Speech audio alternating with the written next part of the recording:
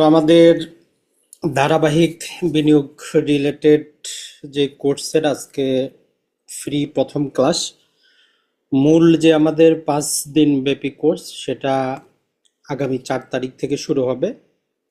তো আজকের আলোচনার প্রথম অংশে আমরা বেসিক কিছু ধারণা দেওয়ার চেষ্টা করব।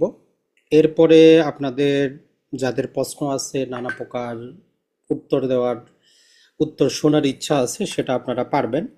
তো এখন পারমিশনটা বন্ধ আছে, যখন প্রশ্ন করার সময় হবে তখন আপনাদেরকে জুমে পারমিশন দেওয়া হবে, আপনি চাইলে প্রশ্ন করতে পারবেন। আর যারা ভিডিওটা পরবর্তীতে দেখবেন তাদের জন্য, যেহেতু অনেক, এটা শুধু তো আর বাংলাদেশ না, এখানে যারাই আছেন দেশের বাইরে থেকেও বিভিন্ন জন জয়েন করেছেন। তো টাইম জোন ভিন্ন হওয়ার কারণে অনেকেরই হয়তো সরাসরি কোর্সে অংশগ্রহণ করা সম্ভব হবে না, পরবর্তীতে রেকর্ডেড ক্লাস দেখবেন। তো তাদের জন্য আমাদের রেকর্ডিংটা থাকবে। আর আশা করব যে আপনি যে পেশায় থাকেন একটা জিনিস মনে রাখবেন, যেহেতু এখানে আমরা বিভিন্ন ধরনের লোক আছি, হয়তো কিছু শব্দ আপনার প্রথমবার বুঝতে অসুবিধা হবে। আপনি 1-2বার ট্রাই করবেন, অবশ্যই বুঝতে পারবেন, এটা না বোঝার কিছুই না। তো যাই হোক, তাহলে আজকে আমরা শুরু করতে পারি। আমাদের প্রথম যে কোর্স সেটা হচ্ছে যে ইনভেস্টমেন্ট বা বিনিয়োগ। এখন আমরা যদি ইনভেস্টমেন্ট বা বিনিয়োগ জিনিসটাই যদি না বুঝি, তাহলে আমাদের জীবনটা আর চলবে কিভাবে? তো টেম্পারারি বলি বা সাধারণভাবে বলি, আমরা সবাই জানি বিনিয়োগ জিনিসটা কি, কিন্তু সবাই জানলেও যেটা দুনিয়ার যেটা বাস্তবতা, আমাদের বাংলাদেশ বলেন আর সারা বিশ্বে বলেন, পৃথিবীর যে 95% লোকই হচ্ছে গরিব, দরিদ্র, মধ্যবিত্ত।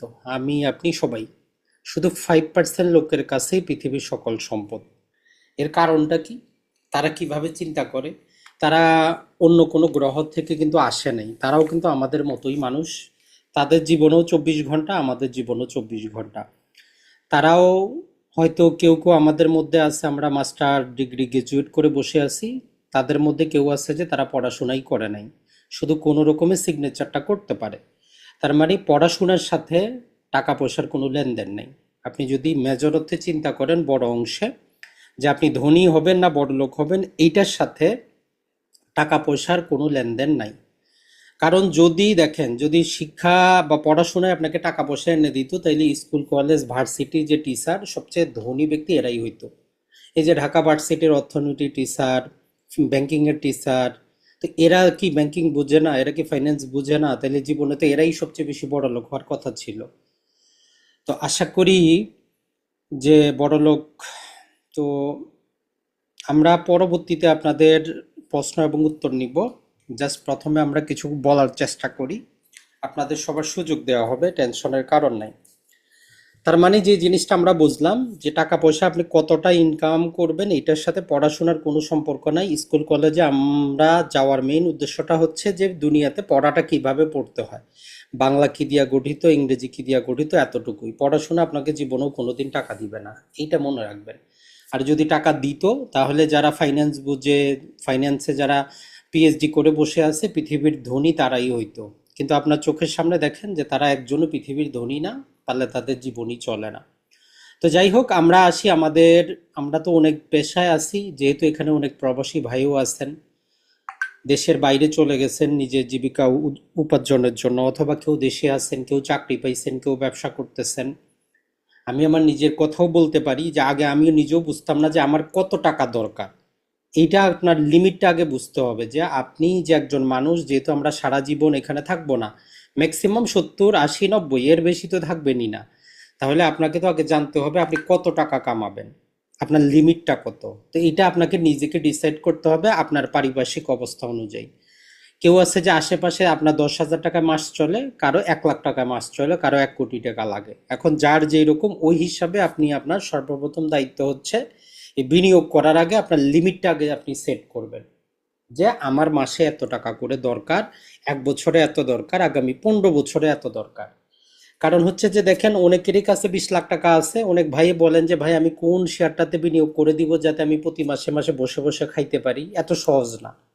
আপনি আগে আপনার লিমিটটা সেট করে নেবেন, যে আমার বাস্তবতা এরকম, মাসে 30,000 টাকা মাস চলে, তাইলে মাসে 30,000 টাকা যদি আমার কোনো জায়গা থেকে আসে, আমার কাজ করার দরকার নাই, যে কাজে আমি বাধ্য করতে, আপনি অবশ্যই কাজ করবেন যেটা আপনার পছন্দ হয়। আপনার ব্যবসা করার পছন্দ, আপনি শান্তিমতো ব্যবসা করবেন।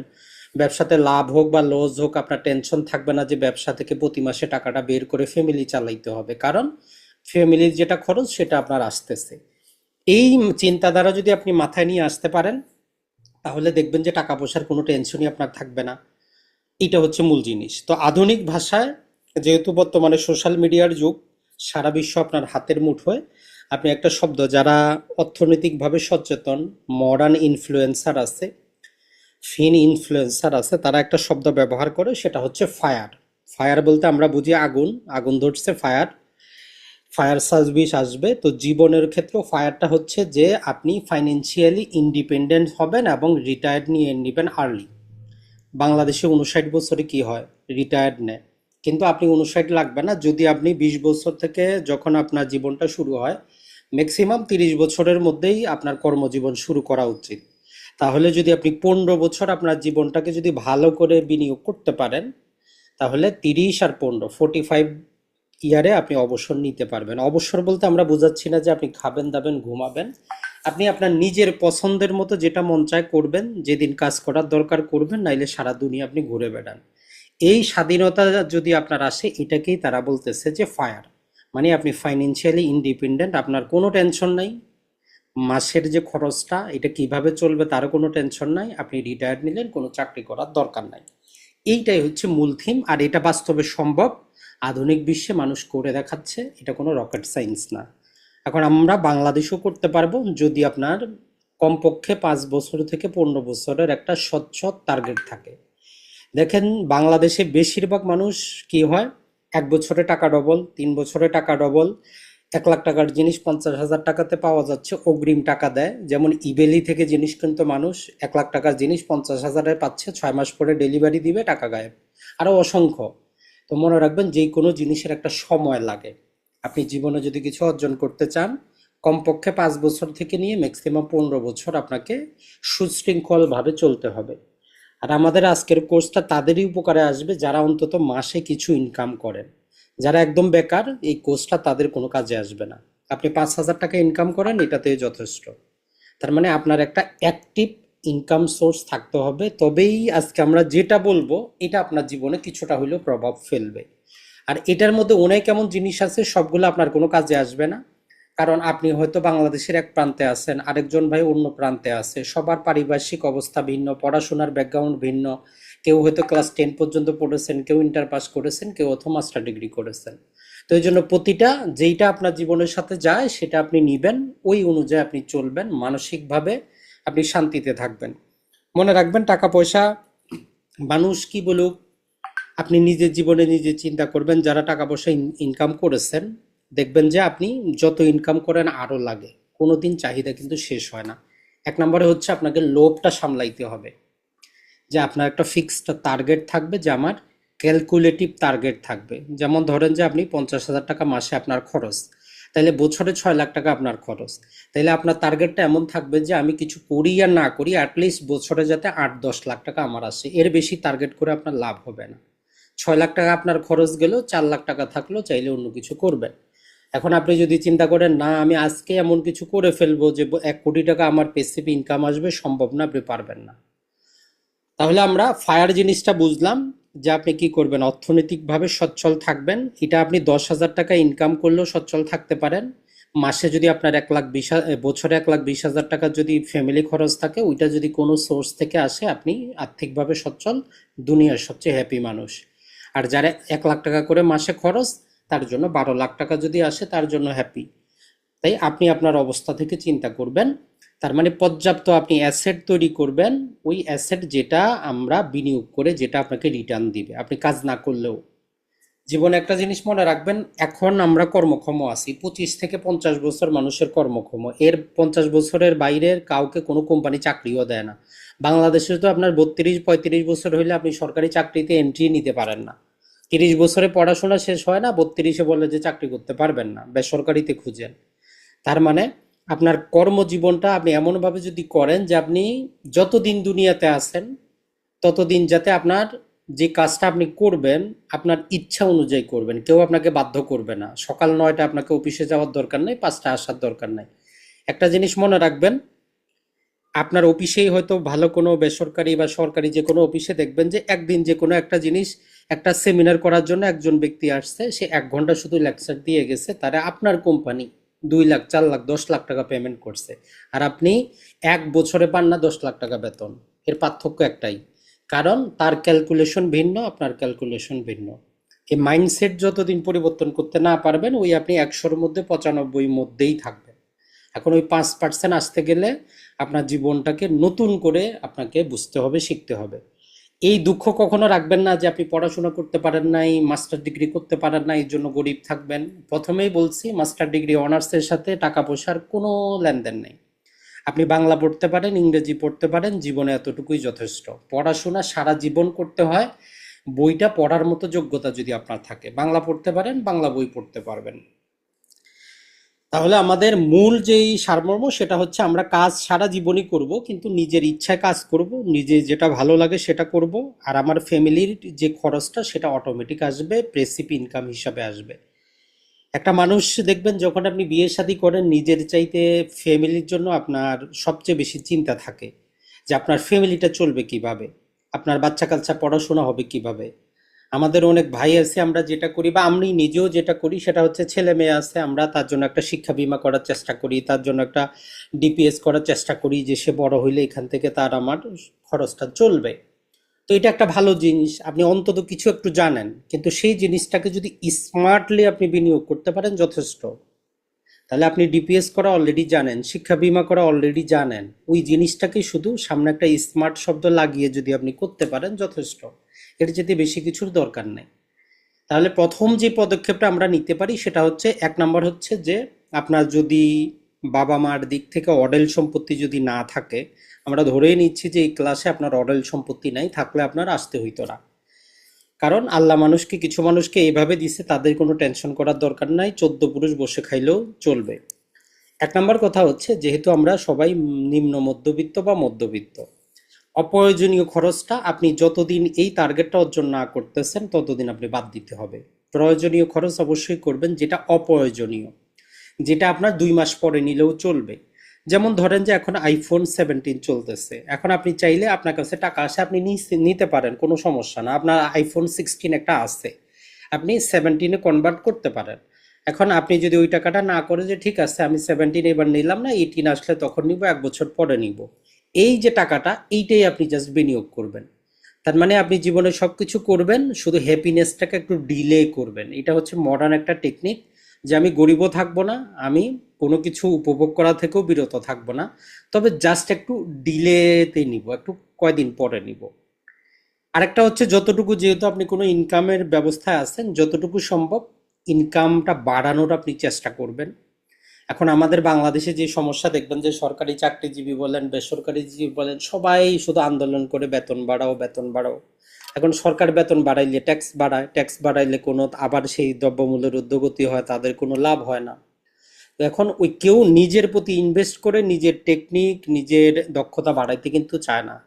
ওই জন্য দেখবেন যে যারা বড় বড় গার্মেন্টসের মালিক, এরা বলে যে আমরা তো চাকরি দিতে চাই 2 লাখ টাকা 5 লাখ টাকা বেতনেও, কিন্তু এরকম কর্মক্ষম জনশক্তিই নাই, তাই বাইরে থেকে লোক আনতে হয়। একই কাজ আপনি করতেছেন 50,000 টাকা বেতন, আর বাইরে একজন আসে করতেছে 5 লাখ টাকা, কিছু করার নাই, একই কাজ। অতএব কোম্পানির উপর দোষ দিয়ে লাভ নাই, কোম্পানি বেতন দেয়। আপনি নিজের কোম্পানি হইলেও, যে আপনার কাজ করে দিবে তারে আপনি 10 লাখও দিবেন, যে কাজ করবে না তারে 5 লাখই দিবেন।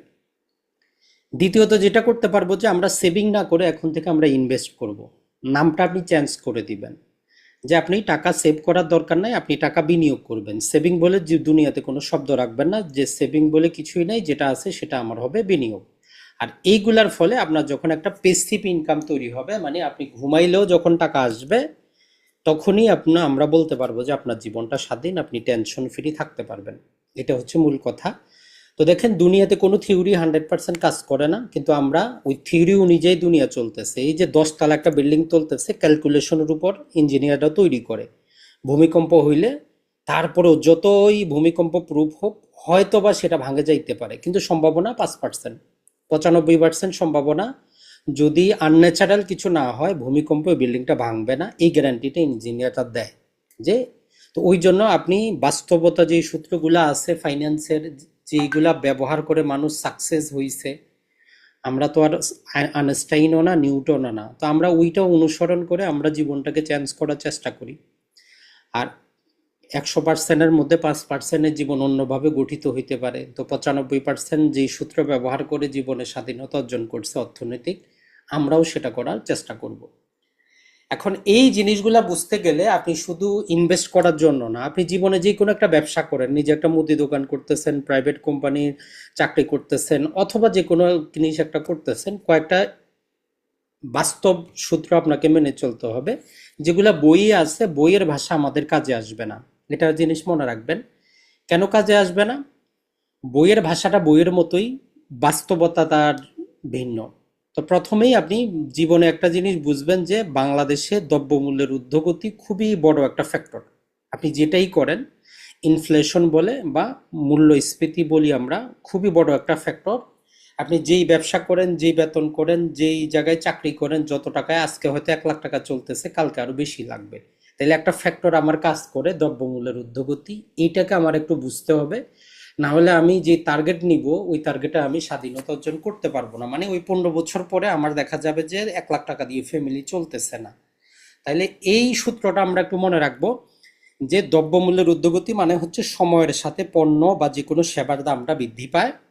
সহজ কথায় বলতে পারি যে পারচেজিং পাওয়ারটা কমে যায়। 1 লাখ টাকা আছে আপনার, ধরলাম যে আপনি কি করলেন গত বছরে, যেই 2024 সালের আজকের এই দিনে, যে নভেম্বর মাসে যদি 1 লাখ টাকায় একটা জিনিস পাইতেন, আজকে ওই জিনিসটা আপনি স্বাভাবিকভাবে, যদি কোনো দামও বৃদ্ধি না হয়, ওই জিনিসটা কিনতে আপনার 1,08,000 টাকা লাগবে। আর এইটা হচ্ছে কারণ বাংলাদেশের দ্রব্যমূল্যের ঊর্ধ্বগতি 8%। এখন আপনি ওই 1 লাখ টাকা যদি আপনার লকারের মধ্যে রেখে দিতেন, আজকে ওই জিনিসটা কিনতে গেলে আরো 8,000 টাকা নিজের প্যাকেট থেকে দিতে হইতো। এই জিনিসটা আপনাকে বুঝতে হবে যে আপনি টাকাটাকে সেভিং করলে আপনার টাকা কমে যায়, আপনি বুঝেন আর না বুঝেন। যে জিনিসটা 1 লাখ টাকা কিনতে পারতেন, এটা আজকে কেনার জন্য 1,08,000 টাকা লাগতেছে। তাই জীবনে যত ইনভেস্টমেন্ট করবেন, যত লাভের চিন্তা করবেন, মাথার মধ্যে এই জিনিসটা রাখবেন যে দ্রব্যমূল্যের ঊর্ধ্বগতি আছে। তবে সবচেয়ে বেশি বাংলাদেশে, বিশ্বের অন্য দেশে অনেক কম। কোথাও মাত্র 1%, কোথাও 3%, কোথাও 4%, কিন্তু আমাদের দেশে ম্যাক্সিমাম। এইটা একটু মাথায় রাখবেন। আরেকটা হচ্ছে, যেহেতু এখন আমরা আধুনিক বিশ্বে বসবাস করি, আরেকটা ফ্যাক্টর আমাদেরকে মনে রাখতে হয়, সেটা হচ্ছে যে টাকার অবমূল্যায়ন, মানে কারেন্সি ডেপ্রিসিয়েশন। এই জিনিসটা স্বাভাবিকভাবে আমরা চিন্তা করতাম যে কোন দেশের মুদ্রা কি ঘটলো তাতে আমাদের কি আসে যায়। তো এইটার সাথে যেহেতু আমরা বিদেশ থেকে জিনিস আমদানি করতে হয়, আবার বিদেশি জিনিস রপ্তানিও করি, এই দুটার মধ্যে একটা যোগসূত্র আছে, যেটা একটু পরে আমরা ব্যাখ্যা দিয়ে বুঝাইলে একদম আপনি বাচ্চার মতো করে বুঝবেন। আর বিশেষত প্রবাসী ভাই যারা আছেন, তারা তো আরো ভালো করে বুঝবেন যে কারেন্সি ডেপ্রিসিয়েশন জিনিসটা কি, যেটা আমাদেরকে গরিব বানায় দিচ্ছে। তাহলে আমরা জাস্ট প্রাথমিক জিনিসটা বুঝলাম। তো আজকের যে জিনিসটার মধ্যে আরো যে জিনিসটা থাকতেছে, যে আমরা বিনিয়োগটা কিভাবে করব, সুদের হার, যেহেতু আমরা সঞ্চয়পত্রে বিনিয়োগ করি, ব্যাংকে এফডি করি, তাহলে সুদের হার জিনিসটা কিভাবে কাজ করে। আর সবচেয়ে বড় হচ্ছে যে আমাদের মাইন্ডসেটটা আপনাকে চেঞ্জ করতে হবে। কারণ আপনি যদি মাইন্ডসেট চেঞ্জ না করেন, পৃথিবীর কোনো জিনিসই আপনাকে বড়লোক করতে পারবে না। আরেকটা হচ্ছে আপনার অবশ্যই জ্ঞান লাগবে, পর্যাপ্ত জ্ঞান ছাড়া আপনি জীবনেও উন্নতি করতে পারবেন না। কপাল আপনার একদিন ঠিক থাকবে, সারা জীবন কপাল কাজ করবে না যদি আপনার নলেজ না থাকে। আর সবকিছু থাকার পরেও আপনার সাহস থাকবে, এবং ঝুঁকি নেওয়ার আপনার কি থাকতে হবে, সেই অ্যাবিলিটি থাকতে হবে। যে আপনার যে কোনো একটা কাজ করতে, দেখবেন যে আপনার কাছেও 1 লাখ টাকা আছে, আপনার বন্ধুর কাছেও আছে। একটা জিনিস আপনি চিন্তা করতেছেন আগামী 5 বছরে এটা 10 গুণ বৃদ্ধি পাবে, ওই সাহসে আপনি নিয়ে নিচ্ছেন। আপনার বন্ধু টাকা ছিল, সে নেয় নাই। 5 বছর পরে আপনারটা, আপনার 1 লাখ টাকা 5 লাখ টাকা হইলো, আপনার বন্ধুর 1 লাখ টাকা ওই যে কমে সেটা 50,000 টাকা হয়ে গেল। তাহলে শুধু টাকা থাকলেই হবে না, সাহস এবং ঝুঁকি নেওয়ার ক্ষমতাটাও থাকতে হবে। এই টোটাল জিনিসগুলা আশা করি আপনার আজকের যেই আমাদের কর্মশালা, প্রয়োজনে আপনি ভিডিওটা পরবর্তীতে শান্তিমতো আরো একবার দেখবেন, নিজেকে নিজে প্রশ্ন করবেন, কারো কথায় কান দেওয়ার দরকার নেই। এখানে 10টা আপনি জিনিস জানবেন, 10টা আপনার জীবনে চলবে না। 2টা কার্যকর করেন, আপনি স্বাধীন। আপনি ব্যবসা করেন, ব্যবসার ক্ষেত্রে এখান থেকে কোনো একটা থিওরি কাজে লাগান, চাকরির ক্ষেত্রে কোনো একটা থিওরি কাজে লাগান, অথবা আপনি কিছুই করেন না, বেকার, দেখেন যে আপনার জন্য কোনো একটা খাটে কিনা। যদি এগুলা করতে পারেন, আশা করি যে আমরা অন্তত, আপনি বড়লোক হইতে যাইয়েন না জীবনে, আর্থিকভাবে সচ্ছল হইতে চান, কোনোদিন আপনি যে কোটি টাকার মালিক হবেন এই স্বপ্ন ভুলে যান। আপনি চিন্তা করেন যে আপনি যতদিন বাঁচবেন যাতে অর্থনৈতিকভাবে আপনার কোনো টানাপোড়েন না থাকে, আপনি আপনার জীবন নিয়ে যেভাবে চলা দরকার চলতে পারেন, কারো কাছে 2 টাকা হাত পাততে না হয়। এর চাইতে বড় স্বাধীনতা দুনিয়াতে আর কিছুই নেই। দেখবেন যে বাংলাদেশে অনেক কোটিপতি আছে এখন জেলখানায়, ব্যাংক থেকে লোন নিছে, তারা দিতে পারতেছে না। তো এরকম হয়ে তো আপনার কোনো লাভ নাই। তাইলে আমরা অর্থনৈতিকভাবে সচ্ছলতা অর্জন করার চেষ্টা করব। এখন ওই ক্যাটাগরিতে তখন আপনি দেখবেন যে কেউ মাসে 1 লাখ টাকা ব্যয় করতেছে, কেউ 5 লাখ টাকা ব্যয় করতেছে, কিন্তু সবাই হ্যাপি। এই থিওরি কাজে লাগাবো আমরা। দেখা যাক, আমাদের এই কোর্সটার টার্গেট যেটা হচ্ছে যে আসলে নিজেকে নিজে স্বাবলম্বী করা। হয়তো এই পন্থা অবলম্বন করতে গিয়ে 100 জনের মধ্যে 5 জন ব্যর্থ হবেন, কিছু করার নাই, নিয়তি নিয়তি, কিন্তু আশা করি যে 95 জনই সফল হইতে পারবেন। তো আপনাদের জন্যই আমরা এই কোর্সটা নিয়ে এসেছি, যে কোর্সটা আমাদের রাত 9টায় মোটামুটি 4, 6, 8, 10, 12 এই কয়েকদিনের মধ্যে হবে। আর কোর্স ফিটাও আমরা একদম নগণ্য রেখেছি, যেহেতু এখানে আমাদের বিশ্বের অনেক দেশের প্রবাসী ভাইরাও আছেন। 3000 টাকার কোর্স আমরা 2000 টাকায় রেখেছি। আর বিশেষত আমাদের এই কোর্সের উদ্দেশ্য যেটা, সেটা হচ্ছে যে আমাদের শেয়ার বাজারে কিভাবে আমরা বিনিয়োগটা করতে পারি। তো শেয়ার বাজারে কিভাবে কাজ করে, তাহলে এখন আমরা সে সম্পর্কে একটা জিনিস দেখব। আর যারা ঝুঁকি নিতে রাজি না, শেয়ার বাজার যাদের ভালো লাগে না, তাদের জন্য কিছু টিপস আছে, যে সেগুলো আপনি কাজে লাগান, যেইটা আপনার কাজে লাগে। আর আপনি যদি আপনার কোনো প্রকার প্রশ্ন থাকে, অবশ্যই আমাদের ক্লাস শেষে আপনি বলতে পারবেন যে আপনার এই বিষয়ে আরো ক্লিয়ারিটি দরকার, পরিষ্কার একটা স্বচ্ছ ধারণা দরকার। তো যাই হোক, এখন আমরা দেখার চেষ্টা করি সংক্ষেপে আরো কিছু বিষয়। সেটা হচ্ছে যে আরেকটা জিনিস আমরা বলবো, এখানে যত ডেফিনেশন দেওয়া আছে, কোনো ডেফিনেশন আপনি কোনো থিওরি বইয়ের সাথে মেলানোর চেষ্টা করবেন না, কারণ এগুলো বাস্তব জীবনের সাথে সম্পর্কযুক্ত, বইয়ের যাতে নাও হইতে পারে। যেমন যারাই ব্যাংকিং অথবা ফাইন্যান্সিং এর ছাত্র, তাদেরকে যদি বলি যে ভাই অ্যাসেট জিনিসটা কি, সে একরকম ডেফিনেশন দিবে। আর বাস্তবে অ্যাসেট বলতে আমরা সেটাই বুঝবো, যে জিনিসটা আপনাকে টাকা ইনকাম করে দিবে, সেটাই হচ্ছে অ্যাসেট। তাহলে জীবনে আপনি সম্পদ গড়ার দরকার নাই, অ্যাসেট গড়বেন যেটা আপনাকে টাকা দিবে। কি হইতে পারে অ্যাসেট? যেমন আপনি একটা দোকান নিছেন, প্রতি মাসে ভাড়া পান, তাইলে আমরা বলবো যে আপনার একটা অ্যাসেট হইল। আপনি বাড়ি কিনছেন, প্রতি মাসে ভাড়া পান, এটা আপনার একটা অ্যাসেট। কোনো ব্যবসায় অংশীদারি হইছেন, সেটা আপনার অ্যাসেট। সরকারি বন্ড ক্রয় করছেন, ট্রেজারি বন্ড, সঞ্চয়পত্র, তো এগুলো একটা অ্যাসেট। এখন এই প্রতিটা অ্যাসেট হইলেও প্রতিটা আপনাকে সমভাবে বেনিফিট করবে না, এটাই পার্থক্য। তার মানে যেই জিনিসটা আপনাকে টাকা ইনকাম করে দেয়, যেটার পিছনে আপনার অ্যাক্টিভ কোনো কাজ করতে হয় না, ওইটাই আপনার অ্যাসেট। আপনি চাকরি করেন, সকাল 9টায় অফিসে যান, 5টায় আসেন, ওইটা আপনার অ্যাসেট না।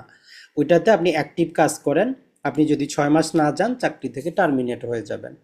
তাহলে আমরা জীবনে ট্রাই করব অ্যাক্টিভ যে পেশায় আছি বা যে ব্যবসায় আছি, এটার পাশাপাশি একটা অ্যাসেট তৈরি করার জন্য।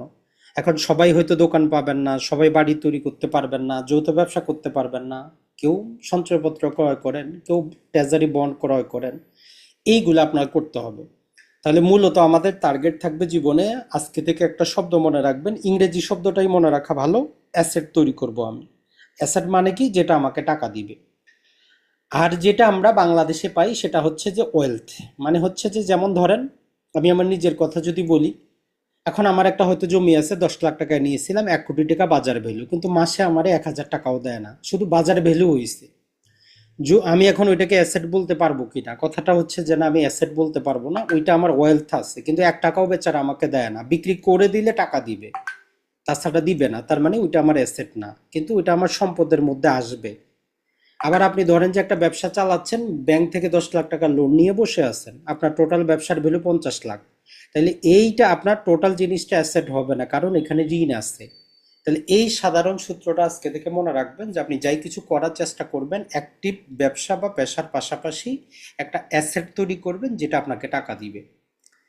এখন আসে, যত পারবেন লাইবিলিটি কমাবেন জীবন থেকে, জীবন থেকে দায়ভারটা কমিয়ে দিবেন। দেখেন, যে কোনো সম্পর্কের মধ্যেও, আমার বাস্তব জীবনে আমিও যেটা বলি, আমার আশেপাশে ধরেন যে আমি ফ্যামিলির মধ্যে সবার ছোট, তো সিদ্ধান্ত যারা নেয় বড় ভাইরাই নেয়, সবার ফ্যামিলিতে এটাই ঘটে। আপনার যদি বাসায় আরো বড় ভাই থাকে, সিদ্ধান্ত সব তারাই নেয়, আপনি হয়তো হ্যাঁ অথবা নাতে আপনাকে এগ্রি করতে হয়। এখন কিছু জায়গায় আছে যে যেখানে আপনার দায়িত্ব পালন করার না ধর্মীয় কোনো বাধ্যবাধকতা আছে, না সামাজিক কোনো বাধ্যবাধকতা আছে, কিছুই নাই। এখন সেইখানে যদি আপনি দায়িত্ব পালন করতে যান, এটা আপনার অযাচিত হস্তক্ষেপ। সহজ কথা হচ্ছে এটা। প্রথমে আপনি চিন্তা করবেন আপনার ওই দায়িত্ব পালনে ধর্মীয় বাধ্যবাধকতা আছে কিনা। যদি থাকে, অবশ্যই আপনাকে যাইতে হবে, লাভ হোক লস হোক দেখার বিষয় না। অথবা সামাজিক একটা দায়বদ্ধতা থাকে, সেই হিসাবে আপনি যান। যেখানে ধরেন যে আপনি দায়িত্ব পালন করার জন্য ওই ব্যক্তির নিজের ছেলে আছে, মেয়ে আছে, সবাই আছে, তো অযাচিত যদি আপনি যান, আপনি অপমানিত হবেন, আপনার ক্ষতি হবে, টাকা পয়সাও যাবে, সময়ও যাবে। তো এই জন্য সবসময় অযাচিত কারো দায়িত্ব পালন করতে যাবেন না। যেখানে আপনার সামাজিক অথবা ধর্মীয় কোনো বাধ্যবাধকতা চলে আসে, সেখানে যাবেন, সময় যাক, টাকা পয়সা যাক, আপনার টেনশনের কারণ নাই। ওই দায়িত্বগুলো পালন করবেন। তো এই জন্য অযাচিত যত লাইবিলিটি আপনার কাছে আসবে, সব আপনি জীবন থেকে তাড়িয়ে দিবেন। দরকার নাই, মানুষ কি বললো আপনার দেখার বিষয় না। ধর্মীয়ভাবে আপনি পরকালেও কোনো প্রকার দায়বদ্ধতা থাকতে হবে না যে আপনার কোনো লাইবিলিটি সেখানে ছিল। সামাজিকভাবেও কোনো লাইবিলিটি আপনার নাই, ওগুলো আপনি ছেড়ে দিবেন। একই রকমভাবে যেইটা আপনার প্যাকেট থেকে টাকা নিয়ে যায়, অযাচিত কোথাও গেছেন, বাড়ি ভাড়া দিতে হচ্ছে, গাড়ি দিয়ে গেছেন, যাওয়ার সময় কিছু নিয়ে গেছেন, টাকা আপনার খরচ হইলো, কি করলো, আপনার প্যাকেট থেকে টাকা নিয়ে গেল। তো এরকম করা যাবে না। তাহলে আজকে থেকে আপনি যে জিনিসটা আপনার প্যাকেট থেকে টাকা নিয়ে যায়, যেখানে আপনার না ধর্মীয় না সামাজিক কোনো দায়বদ্ধতা আছে, সেটা বাদ দেন। তাহলে লাইবিলিটি হচ্ছে যেটা আপনার টাকা নিয়ে যায়। সহজ কথা হচ্ছে এখানে। আরেকটা যেটা আমরা বলতে পারি যে লাইবিলিটি ওইটাও হইতে পারে যেখানে সময়ের সাথে মূল্য কমে যায়। দুইটা জিনিস। আপনি একটা কি করছেন, ভালো একটা গাড়ি কিনছেন, কিসের জন্য, নিজে চালানোর জন্য, বাসায় রাখছেন, দাম কত, ভালো, আপনি মার্সিডিজ নিয়েছেন, বাংলাদেশে প্রায় 1,50,00,000। আপনি যত কিছুই করেন, 1 বছর পরে সেটা 1,20,00,000 বেশি বিক্রি হবে না। একটা বাইক নিয়েছেন আপনি 3 লাখ টাকা দিয়ে, 2 দিন পরে বিক্রি করতে যান, 2,70,000-এর বেশি যাবে না। মানে 2 দিনে আপনার 20,000 টাকা নাই। তার মানে, তাই বলে এখন বলবেন যে ভাই আমি কি গাড়ি কিনবো না, আমি কি মোবাইল কিনবো না? অবশ্যই আপনি কিনবেন, স্মার্ট হিসাবে আপনি কিনবেন। এখন আপনার যে ক্যাপিটাল, যে মূলধন, সেটা দিয়ে যদি আপনি গাড়িটা ক্রয় করেন, আপনি তো মধ্যবিত্ত, ওইটা তো আপনাকে মাথায় রাখতে হবে। আপনি গাড়ি তখনই কিনবেন নিজের ব্যবহারের জন্য, যখন আপনি ওই গাড়িটা যে ডেপ্রিসিয়েশন দিবে ওইটা আপনার কাছে কোনো ব্যাপার না, যেটা আপনার প্যাসিভ ইনকাম থেকে আসতেছে, যেখানে আপনার ক্যাপিটালটা সেফ। তখন আপনি 10টা গাড়ি কিনেন, কেউ আপনাকে কিছু বলবে না। আপনার বর্তমানে একটা মোবাইল আছে, ওটা চলতেছে, আপনি চালান। একান্তই দরকার হইলে অবশ্যই আপনি নিবেন। যারা হয়তো অনলাইনে কাজ করেন, ভিডিও তৈরি করেন, তাদের জন্য এই মোবাইলটাই একটা অ্যাসেট। কিন্তু আপনার মোবাইলে কাজ হচ্ছে শুধু ভিডিও দেখা, আপনার জন্য মোবাইলটা হচ্ছে লাইবিলিটি। প্রতি মাসে টাকা ঢুকাইতে হয়, ইন্টারনেট খরচ যায়। তাহলে লাইবিলিটি যত পারবেন আপনি কমাবেন। এটা ছাড়া আপনি ধরেন যে আবাসিক উদ্দেশ্যে থাকার জন্য আপনি বাড়ি ক্রয় করতেছেন অনেক দাম দিয়ে, যেটা আপনার দরকার নাই, আপনি কারণ আপনি মধ্যবিত্ত। তো এটা আপনার জন্য একটা লাইবিলিটি, এগুলা করা যাবে না। আপনি ফ্ল্যাট কিনতেছেন আবাসিক উদ্দেশ্যে নিজে থাকার জন্য, দরকার না, এগুলা লাইবিলিটি। তার মানে মূল কথাটা হচ্ছে যেটা আপনাকে টাকা দিবে না, সেটাই আপনার লাইবিলিটি, যেটা আপনার টাকা নিয়ে যাবে। তাই এই জায়গায় কোনো জায়গায় আমরা বলি নাই যে যেটা আপনার এসেনশিয়াল, যেটা প্রয়োজনীয় সেটা আপনি বাদ দিবেন না, জাস্ট যেটা অপ্রয়োজনীয় সেটা বাদ দিয়ে জীবন থেকে বোঝাটাকে একটু কমিয়ে দিবেন, দেখবেন যে মানসিকভাবেও অনেক শান্তিতে থাকবেন, টেনশন থাকবে না। আমাদের বাংলাদেশে দেখবেন যে বড় কোনো সায়েন্টিস্ট ইঞ্জিনিয়ার এরা হয় না সবাই। এই যে আজকে পত্রিকায় ছিল যে বাংলাদেশের বিখ্যাত ডাক্তার প্রতি বছরে কামাই করে সে 3 কোটি টাকা, সে আয়কর দেখাইছে 46,000 টাকা। তার মানে 2 কোটির উপরে সে গোপন করছে। কারণটা কি? তার ধান্দা হচ্ছে আমি বড় লোক হব। এখন এইটা করতে যায় সে নানা প্রকার লাইবিলিটির মধ্যে এখন পড়ে যাচ্ছে। এখন তার বিরুদ্ধে মামলা হবে, নানা প্রকার সামাজিক মর্যাদা যাবে, কি দরকার? আপনি যখন ওই প্যাসিভ ইনকামটা শিখবেন, যেখানে আপনি জানবেন যে আমি 100 টাকা কামাইলে যদি সরকার 20 টাকা নিয়ে যায়, নিয়ে যাক, আমার কোনো টেনশন নাই। এই চিন্তাগুলো আপনাকে করতে হবে। জীবন থেকে যত পারেন লাইবিলিটি বাদ দিবেন, নিজে স্বাধীন থাকবেন। স্বাধীনতা আমরা তাহলে কিভাবে পাইলাম? এই আজকের 20 মিনিট বা 25 মিনিট দেখার পরে আশা করি যে আপনি শিক্ষিত হন, মধ্যশিক্ষিত হন বা পিএইচডিধারী হন, এতটুকু বুঝতে পারছেন আর্থিক স্বাধীনতা জিনিসটা কি। তাহলে আর্থিক স্বাধীনতা হইল সেটা যেটা আপনার প্রতি মাসে অ্যাক্টিভ কাজ করে যেটা বের করতে হচ্ছে, সেইটা যদি প্যাসিভ ইনকাম আসে তাহলে আপনি ফাইন্যান্সিয়ালি কি আছেন, আর্থিকভাবে স্বাধীন, আপনার কোনো টেনশন নাই।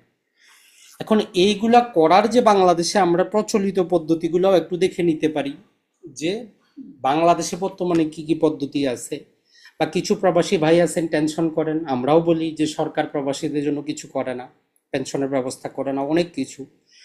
এখন কেউ আপনার জন্য কিছু করুক বা না করুক, আপনি নিজের জন্য নিজে কি করতেছেন চিন্তা করেন। যে আজকে এত জীবন কামাইছেন, আপনি নিজের প্রতি কি ইনভেস্ট করছেন, নিজের কি কর্মদক্ষতা বাড়াইছেন।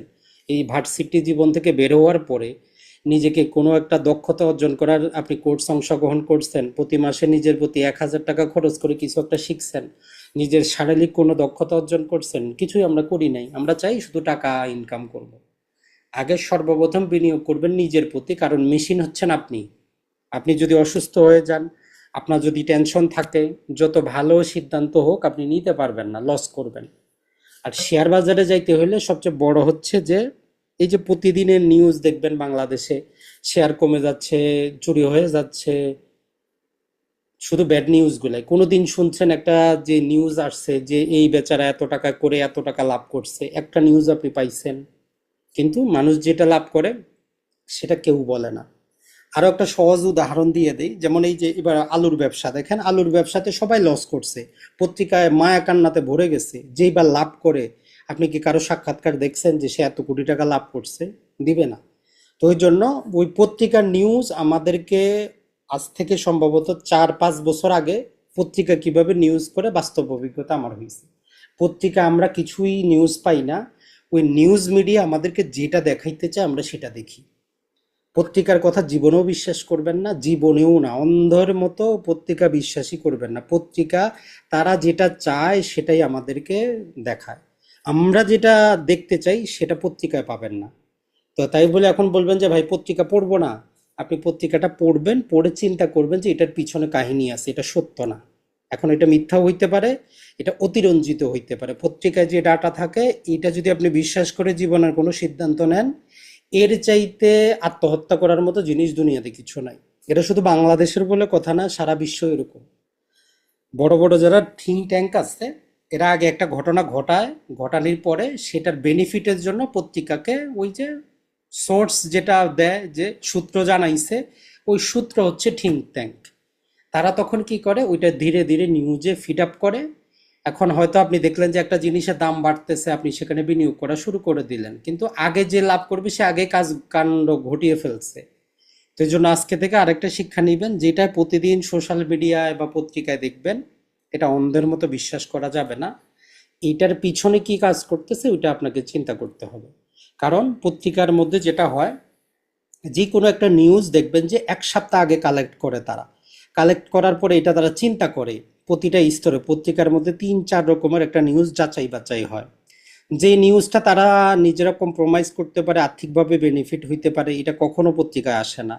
এর পরের ধাপে যায়, পরের ধাপে যায়, ফাইনাল ধাপে যাওয়ার সময় তখন এই যে প্রধান সম্পাদক সাহেব উনি চিন্তা করেন এটা আমি দিব কি দিব না, না দিলে কি আমার কোনো বেনিফিট আছে, না দিলে আমার কোনো বেনিফিট আছে। তো এই জন্য পত্রিকার কোনো কিছু বিশ্বাস করা যাবে না। হয়তো ঘটনা সত্য হইতে পারে, আপনি এটা চিন্তা করবেন যে পত্রিকার ঘটনা সত্য হইতে পারে, কিন্তু এটা টাইমলি আসে নাই।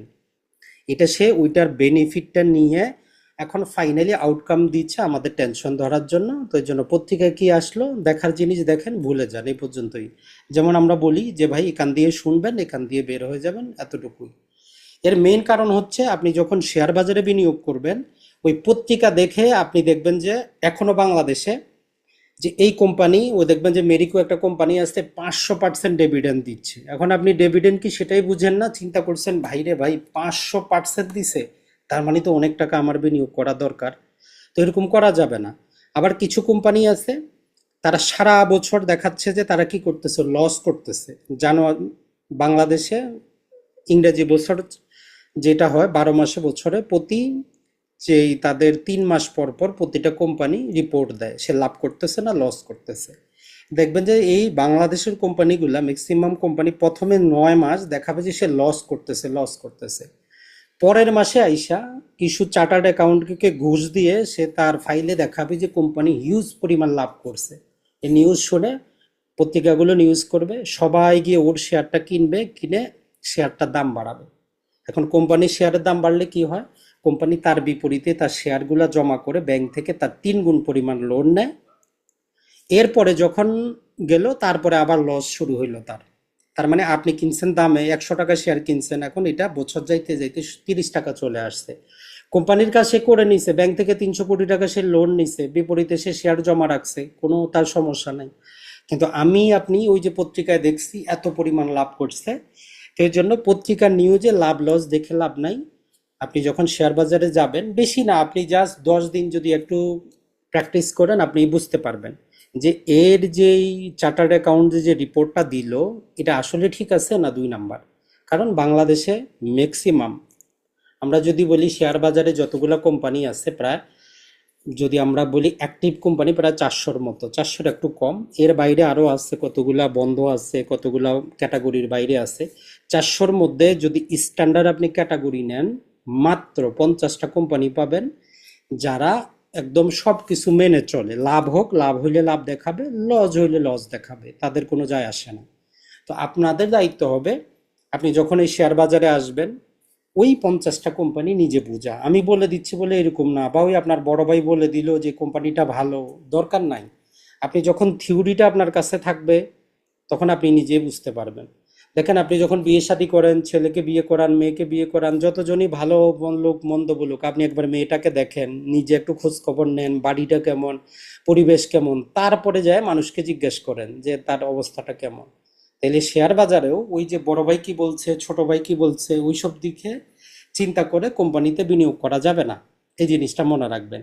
আর যে কোনো ব্যবসার ক্ষেত্রে একটা জিনিস মনে রাখবেন, আপনি নিজেও যদি একটা মুদি দোকান দেন, ওই দোকান ভাড়া আছে, কারেন্ট বিল আছে, কর্মচারীর বেতন আছে, তার মানে 100 টাকার মধ্যে অ্যাটলিস্ট 10 থেকে 20 টাকা আপনার প্রতি মাসে খরচ আছে।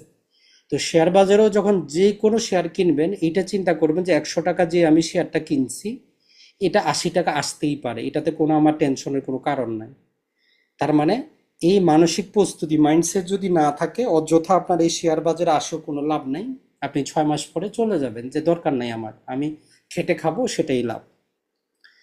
এখন আমরা যে জিনিসটা বলতে পারি, যে প্রবাসী ভাইদের জন্য যে কথাটা বলতে পারি, অনেক প্রবাসী চিন্তা করেন, অনেক প্রবাসী ভাই মেসেজ দিচ্ছে যে ভাই আমার কাছে 20 লাখ টাকা জমা আছে, 30 লাখ টাকা জমা আছে, এখন আমি দেশে যাই কি করব, বা আমার প্রতি মাসে ফ্যামিলি খরচ চলবে কি করব। তো যেমন ধরেন যে আমরা যারা প্রবাসী আছে এদের জন্য সরকারের একটা স্কিম আছে, ওয়েজ আনা ডেভেলপমেন্ট বন্ড। ধরেন যে কোনো প্রবাসীর কাছে যদি 36 লাখ টাকা থাকে, উনি যদি ওই বন্ডটা ক্রয় করেন, প্রতি মাসে উনি 36,000 টাকা করে পাবেন। এটা এখন 36 লাখ টাকা অনেক জনের কাছে অনেক টাকা, আবার কারো কাছে কিছুই না। যারা মাসে 4-5 লাখ টাকা ইনকাম করেন এদের কাছে 36 লাখ টাকা কোনো টাকাই না। এখন এখানে পূর্বে অনেক রেস্ট্রিকশন ছিল। তো প্রবাসী ভাই হিসাবে এখন একটা প্রবাসীদের জন্য সরকার নিয়ম করছে, আপনি যদি একবার যদি প্রপারলি বিনিয়োগ করেন, তারপরে বাংলাদেশে চলে গেলেও আগামী 15 বছর পর্যন্ত ওই বিনিয়োগটা থাকবে, আপনার টেনশন নাই। তাই এখন যারা জীবনের শেষ প্রান্তে আছেন, অনেক ভাই আছে যে ব্যাংকে টাকা জমা আছে, 50-60 লাখও জমা আছে, কিন্তু সে যে নতুন একটা ব্যবসা করবে ওই তার সাহসটা নাই। কারণ যদি ব্যবসায় লস হয়, বাকি জীবনটা সে কাটাইতে চায়। তো চাইলে আপনি ওই যে প্রবাসী বন্ডটা কিনতে পারেন, যেখানে 12% আপনাকে লাভ দিচ্ছে। তো সেই হিসাবে আপনি যদি 36 লাখ টাকার বন্ড ক্রয় করেন, অন অ্যাভারেজে আপনি 36,000 টাকা কিন্তু মাসে আপনি পাবেন। এটা একটা হইতে পারে, এটা একদম বিনিয়োগের কোনো পূর্ণাঙ্গ জিনিস কিন্তু না।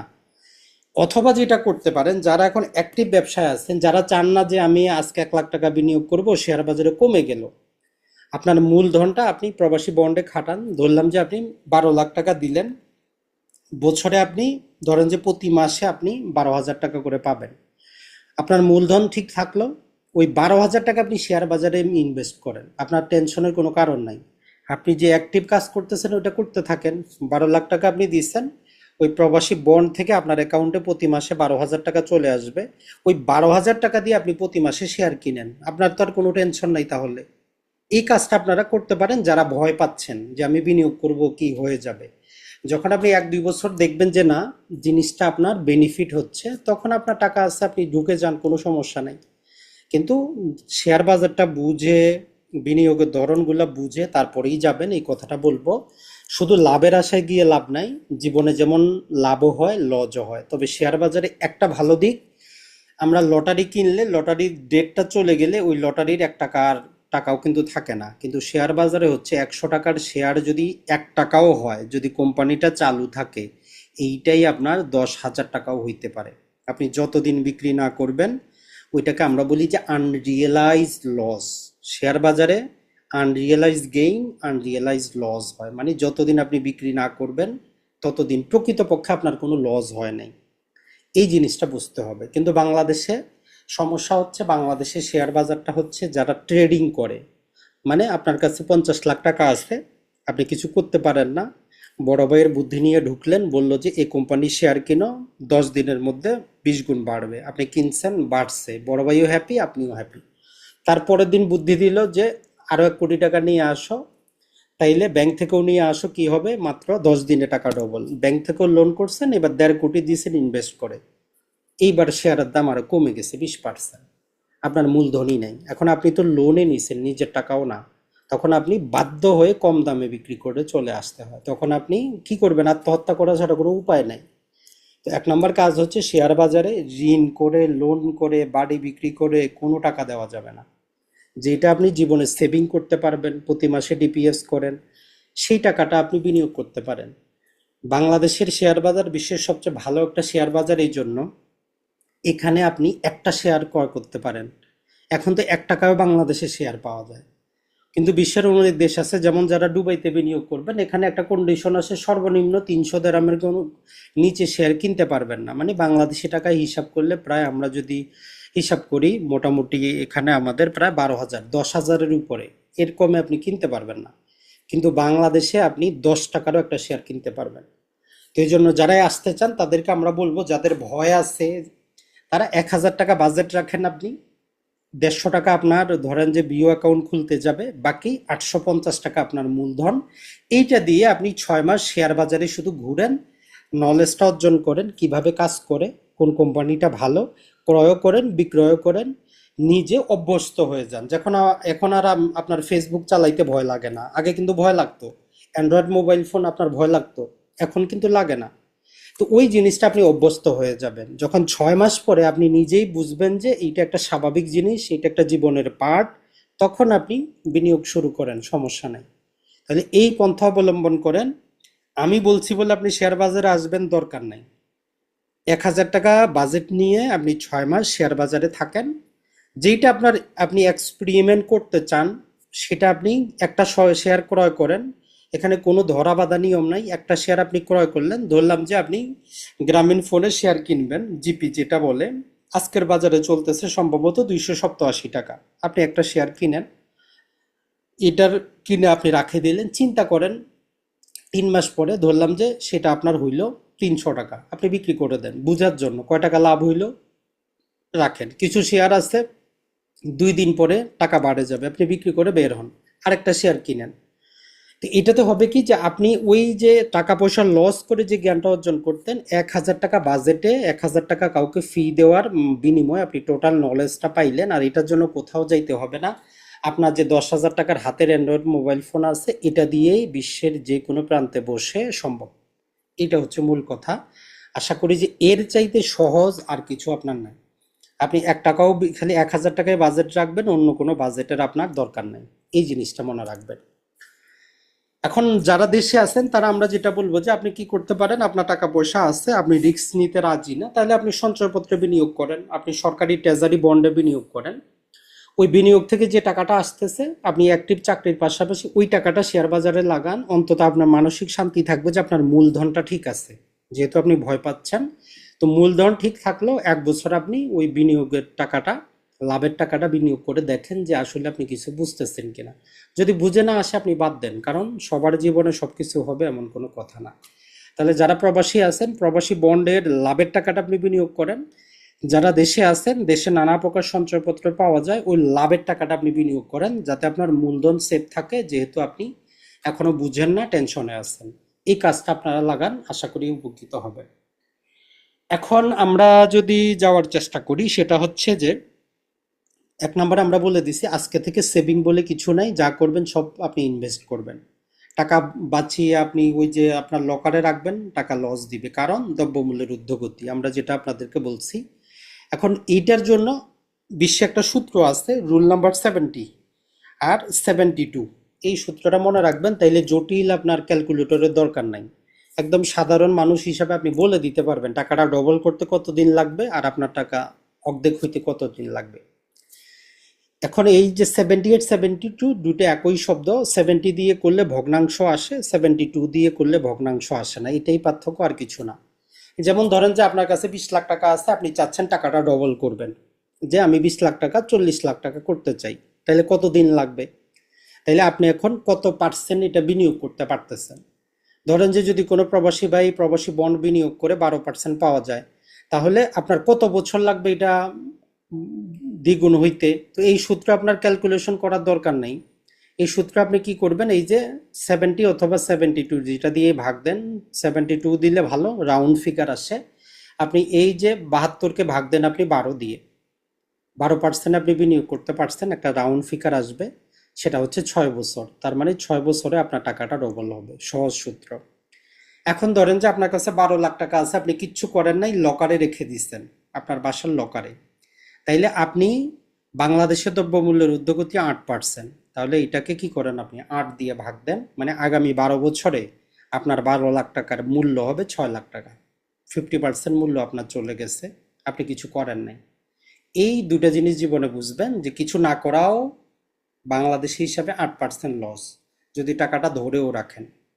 আর যদি আপনি বিনিয়োগ করে ডবল করতে চান, তাইলে 12% হিসাবে আপনাকে করা দরকার, যেহেতু 8% হচ্ছে দ্রব্যমূল্যের ঊর্ধ্বগতি। তার মানে 8% লাভে যে আমরা বিনিয়োগটা করতেছি, মূলত আমরা কোনো লাভ করতেছি না, আমরা জাস্ট মানে যেটাকে বলে যে কোনো রকমে বেঁচে আছি। তাহলে আপনি যে টাকাটা এফডি করছেন 8% সুদ দেয়, 1 টাকাও আপনার লাভ না, এইটা জাস্ট ওই টাকার ভ্যালুটা ধরে রাখতেছেন। আর যদি 8%-এর উপরে কিছু পান, ওইটাই আপনার লাভ। তো এইরকম চিন্তা করে আপনি আগাবেন, আশা করি যে আপনার জন্য জীবনটা সহজ হবে, চিন্তা করতে আপনার জন্য টেনশন হবে না, এটা একটু মনে রাখবেন। এরপরে আমরা যে জিনিসটা আপনাদেরকে বলতে পারি সেটা হচ্ছে যে এই যে ইনফ্লেশন যে জিনিসটা আছে, যেটা অলরেডি আমরা বলে দিয়েছি, যে এই জিনিসটা মাথায় রাখবেন। বাংলাদেশে সবচেয়ে বেশি, বিশ্বের সব দেশে এরকম না, এটা মনে রাখবেন। যেমন এই যে দুবাইতে আছে, এখানে মাত্র 3% হচ্ছে দ্রব্যমূল্যের ঊর্ধ্বগতি। আমেরিকাতে সম্ভবত এবার একটু বাড়ছে, 5 থেকে 6% হয়েছে, কিন্তু সবচেয়ে বেশি বাংলাদেশে 8%। দ্রব্যমূল্যের ঊর্ধ্বগতি যত হবে, এই ইনফ্লেশন বাড়বে। এখন বলবেন যে ভাই গত বছর হয়তো বাড়ছে, আগামীতে হয়তো কমতে হতে পারে। তো অন অ্যাভারেজ হিসাবটা যদি আপনি দেখেন, গত 2010 সাল থেকে 2025, গত 15 বছরে বাংলাদেশে গড়ে 6.5% হচ্ছে দ্রব্যমূল্যের ঊর্ধ্বগতি। তাহলে গত 15 বছরে দ্রব্যমূল্যের ঊর্ধ্বগতি হচ্ছে 6.5%। প্লাস মুদ্রার যে অবমূল্যায়ন, কারেন্সি ডেফিসিয়েন্সিটা হচ্ছে আপনার 3.5% প্রতি বছরে। এটা কিভাবে, এটা একদম সহজভাবে আপনি বুঝেন, যারা প্রবাসী ভাই আছে ভালো করে বুঝবেন। দুবাইয়ের উদাহরণটা নেন। যদি কোনো ভাই 2010 সালে তার কাছে যদি ধরলাম যে 1 লাখ টাকা, 1 লাখ দেরাম থাকতো, সে বাংলাদেশে পাঠাইলে 18 লাখ টাকা হইতো। 2010 সালে 1 লাখ টাকা পাঠাইলে 18 লাখ হইতো। যদি ওই ভাই ওই 1 লাখ টাকা না পাঠায়, তার কাছে রাখতো, আজকে যদি পাঠাইতো 2025 সালে, সে কিছুই করে নাই, এই টাকাটা পাঠাইলে সে এখন কত পাবে? 34 লাখ টাকা পাবে। একই জিনিস। এখন আপনি বলবেন যে সে টাকাটা বাংলাদেশে বিনিয়োগ করে বাড়াইছে, তো এখানেও বিনিয়োগ করে বাড়াইতে পারতো। আমরা হিসাবের জন্য ধরছি যে বাংলাদেশও কিছু করে নাই, এখানেও কিছু করে নাই। তাহলে এই যে তার যে ডেফিসিয়েন্সিটা হইল, সে বাংলাদেশে পাঠানোর কারণে তার টাকাটার ভ্যালু কমে গেল। কত পার্সেন্ট কমলো? অন অ্যাভারেজ হিসাব যদি আপনি করেন, মাথায় ঘুরে যাবে। এখন ডলারটা নিলে আরো সবাই বুঝবো, যেহেতু ডলারে আমরা বিনিয়োগ করি। $1 মূল্য ছিল 2010 সালে 70 টাকা, আজকে হচ্ছে 120 টাকা। তাহলে 50 টাকার ব্যবধান। তো আপনি যদি ক্যালকুলেশনে যান, ডলারের দাম বৃদ্ধি পাইছে 71% গত 15 বছরে, মানে টাকার মান কমে গেছে 71%। তার মানে 2010 সালে যদি আপনি আমেরিকা থেকে $1 লাখ পাঠাইতেন, 70 লাখ টাকা হইতো। আজকে পাঠান, 1,20,00,000 টাকা হবে। কেউ কোনো ব্যবসা করে নাই, জাস্ট টাকার অবমূল্যায়ন। তো এই জন্য বাংলাদেশে, ওই জন্য আমরা যারা প্রবাসী ভাই আছেন এদেরকে বলি যে আপনি ব্যবসা করেন বা না করেন, যদি আপনার প্ল্যান থাকে আপনি দেশে যায় কিছু করবেন। এখন যদি দেশে কিছু করতে না পারেন, বাংলাদেশে কোনো সেভিং অ্যাকাউন্টে টাকা পাঠাবেন না, ওই দেশে একটা ব্যাংক অ্যাকাউন্ট করেন, ওইখানে টাকাটা রেখে দেন। আপনি হয়তো চিন্তা করতেছেন দেশে 4% দিবে, এখানে আপনার 4% দিয়ে কি হবে? আপনি এখানে রেখে দেন, এখনো গড়ে প্রতি বছরে 3.5% করে আপনার টাকার অবমূল্যায়ন হচ্ছে, মানে টাকাটা কম, আপনার এই যে ভ্যালুটা কমে যাচ্ছে। এখন সমস্যা হচ্ছে বিশ্বের অন্য কিছু দেশ আছে, ওই দেশে আবার দ্রব্যমূল্যের ঊর্ধ্বগতি আছে। এই হিসাবটা শুধু যারা ডলারের দেশে আছেন অথবা ইউইতে আছেন তাদের ক্ষেত্রে কাজে আসবে, এর বাইরে অন্য ক্ষেত্রে কিছুটা কম কাজে আসবে। তাহলে এইটা একটু মাথায় রাখবেন যে আপনি কিছু না করেন, দেশে চলে যাবেন, দেশকে ভালোবাসেন, কোনো সমস্যা নেই, আপাতত টাকাটা পাঠাইয়েন না। যেই দিন আপনি এককভাবে চলে যাবেন 10 বছর পরে, ওই দিন সাথে নিয়ে যান, আপনার জন্য ভালো হবে।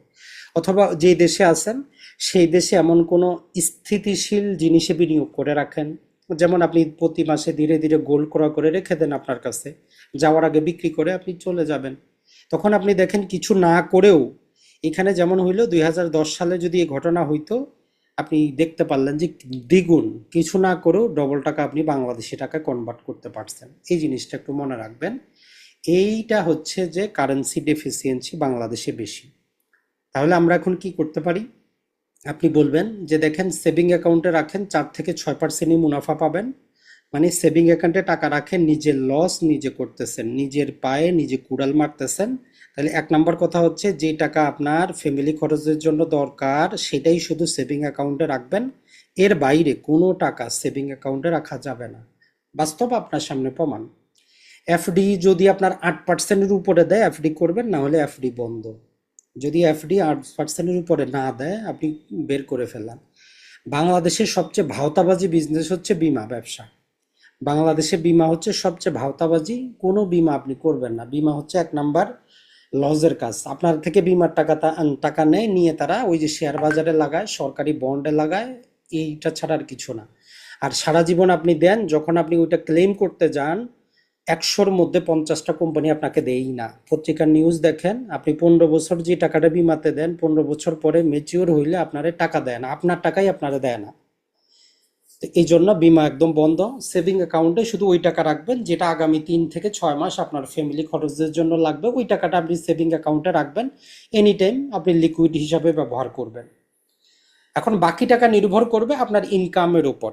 আপনার যদি বড় টাকা থাকে বড় জায়গায় করবেন, আর ছোট টাকা থাকলে আপনি কি করবেন? কিছু করার নাই। তো কি করবেন আর কিছু করার নাই, ওইটার জন্য আমাদের এই কোর্সটা, যে আপনার অল্প টাকা থাকলেও কিভাবে আপনি আগাইতে পারেন। তাহলে বাংলাদেশে আপনি ব্যবসা করেন আর বিনিয়োগ করেন, যেমন বাংলাদেশের সিমেন্ট ফ্যাক্টরিগুলা সবগুলা লসে আছে। কারণ কি? তারা দুই প্রকারের মার খাইছে, একটা হচ্ছে দ্রব্যমূল্যের ঊর্ধ্বগতি, আর একটা হচ্ছে মুদ্রার অবমূল্যায়ন। কারণ তাদেরকে বিদেশ থেকে জিনিসগুলো আমদানি করতে হয়। প্রতি বছরে 3.5% করে বাংলা টাকার অবনতি। তো টোটাল 10% তো তাদের ক্ষতি, কিছু করার নাই।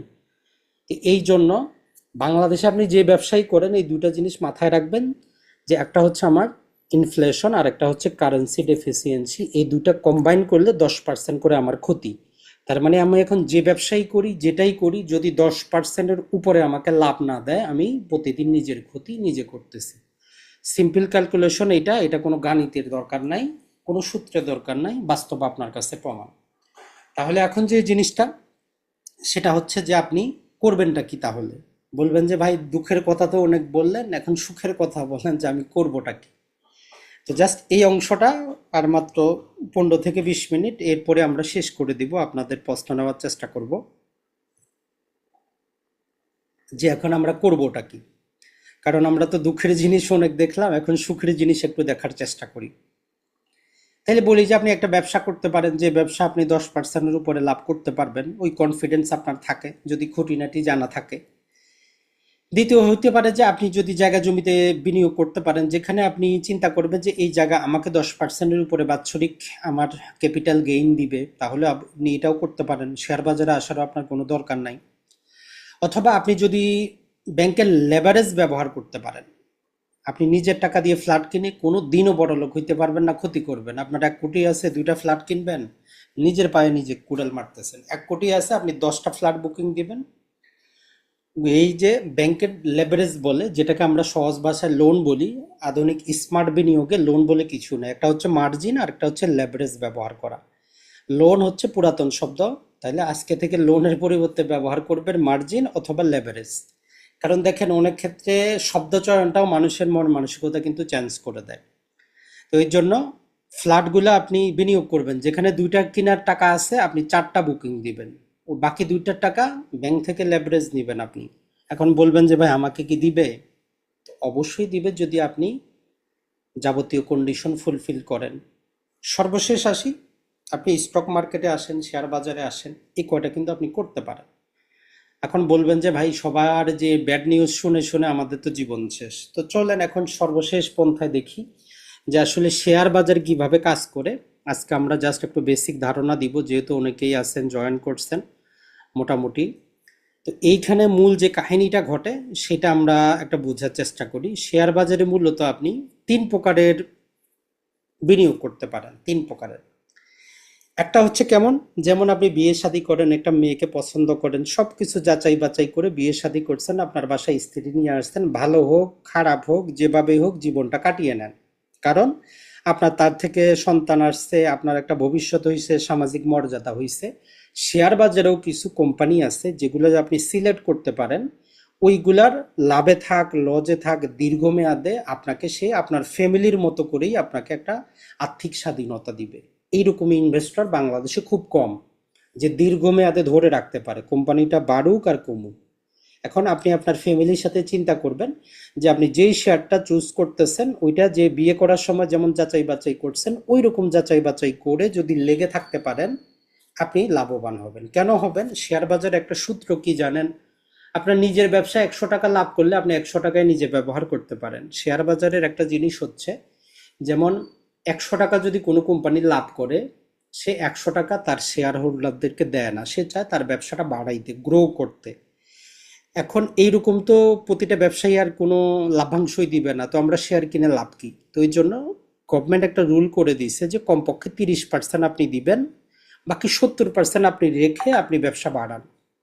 এখন চিন্তা করেন, আপনি ওই শেয়ারটা কিনছিলেন, 70 টাকাই রেখে দিয়েছেন, 30 টাকা পাইছেন, তারপরের দিন আপনি বের হয়ে গেছেন, তো নিজের 70 টাকা আপনি করলেন কি? আরেকজনের হাতে তুলে দিলেন। একবার নিজে চিন্তা করেন, 100 টাকা লাভ করছেন, 30 টাকা নিয়ে বের হয়ে গেলেন, 70 টাকা কোম্পানি বিনিয়োগ করছে বড় হওয়ার জন্য, আপনি 70 টাকা আরেকজনের কাছে বিক্রি করে দিয়ে চলে গেলেন, তো আপনার কি লাভ হইল? আপনি 100 টাকা লাভ করে 70 টাকায় মানুষকে দিয়ে দিলেন। তো এইরকম শেয়ারের ক্ষেত্রে আপনাকে যাচাই বাছাই করে যে আপনি এতটুকু কনফিডেন্ট হবেন যে আপনার জীবনের মতো, যে যত দুরবস্থায় আসুক আমি তার সাথে আছি, আমি থাকবো, আমি যেহেতু 70 টাকা রেখে আসছি, সে গ্রো করবে ধীরে ধীরে, আমার ব্যবসাটাও বাড়বে। এইরকম এক প্রকারের বিনিয়োগকারী পাবেন। আর আপনার এইরকমই হওয়া দরকার। যদি আপনি কোনো ব্যবসায়ী হন, কোনো যদি চাকরি থাকে যেখানে আপনার দরকার নাই শেয়ার বাজার থেকে প্রতি মাসে ইনকাম, আপনি চান যে আপনি 20 বছর পরে অবসর নেবেন, তখন এই যে প্রতি মাসে মাসে ডিপিএস করতেন ওই টাকাটা ওইখানে দিলেন, এখন 20 বছর পরে আপনি পেনশনের মতো করে একটা টাকা পাবেন, যেটা দিয়ে আপনি যেটা খুশি সেটা করতে পারবেন। যেমন আধুনিক যুগের যে সবচেয়ে বলি বলি আমরা টপ 5 যে বিলিয়নিয়রের মধ্যে আপনি ওয়ারেন বাফেট বলে একজনের নাম শুনবেন। যারা এই স্মার্ট ইনভেস্টমেন্টে আছে তার নাম জানে না এমন দুনিয়াতে লোক পাবেন না। কিছুই করে নাই, সে ছোটকাল থেকেই সে বিনিয়োগ করেছে, তার ভাগ্যটা বদলায় দিছে কোকা কোলা কোম্পানি। আর্থিক মন্দার সময় সবাই শেয়ার বিক্রি করে চলে গেছে, সে তখন ওই কোকা কোলা কোম্পানির শেয়ার ম্যাক্সিমাম কিনে রেখে দিয়েছে। বিশ্বযুদ্ধ গেল, বিশ্বযুদ্ধ আসলো, আমেরিকার প্রেসিডেন্টকে হত্যা করা হইলো, কত কি করা হয়েছে, শেয়ার বাজার একদম নিম্নমুখী হয়েছে, সে একটা শেয়ারও বিক্রি করে নাই। ওই থিওরি সে করছে যে আমি এটা বেচবো না, আমি তার সাথে আছি, কারণ এখানে আমার লস নাই, আমার লস হচ্ছে আনরিয়েলাইজড লস, আমি বিক্রি করলেই লস, না হলে লস নাই। আর এখন আপনি, সে হচ্ছে বিশ্বের 1 নাম্বার ধনী, 1 নাম্বারের মধ্যে তো আসে না, মাঝে মধ্যে 2-3-এর মধ্যেই থাকে। তো এই থিওরিটা আপনি কাজে লাগাইতে পারেন যদি আপনার একটা ব্যবসা থাকে, চাকরি থাকে, আগামী 10-15 বছর আপনি করতে পারেন, তাহলে আপনার জন্য এটা।